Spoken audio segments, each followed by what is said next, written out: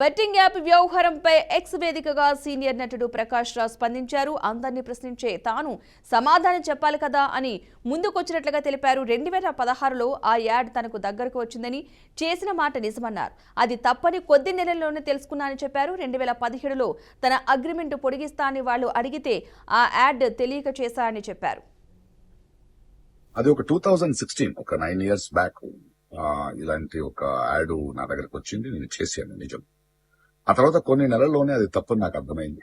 వాళ్ళు మళ్ళీ 2017లో దాన్ని ఎక్స్టెండ్ చేస్తానంటే, లేదండి ఇది తప్పు, తెలియక చేసేసాను. బట్ చేసేసాను కాబట్టి అగ్రిమెంట్ మీరు దాన్ని రిలే చేసి తీరాలి. బట్ 2017 నుంచి మీరు వాడకూడదు, నేను రాను అని చెప్పేసి. దాని తర్వాత అలాంటి ఏ గేమింగ్ యాప్స్ నేను చేయలేదు. 2021లో కూడా ఆ కంపెనీ ఇంకో కంపెనీకి అమ్మేసి వాళ్ళు దాన్ని ఏదో సోషల్ మీడియా ప్లాట్ఫామ్ లో యూజ్ చేస్తే నేను వాళ్ళకి నోటీసులు, వాళ్ళకి ఈమెయిల్, మళ్ళీ వాట్సాప్ లో పంపించి, లేదండి ఇందులో నేను లేను, ఇది చేయకూడదు, కాంట్రాక్ట్ అయిపోయింది, ఇది తప్పు అని కూడా చెప్పాను. వాళ్ళు ఆపేశారు.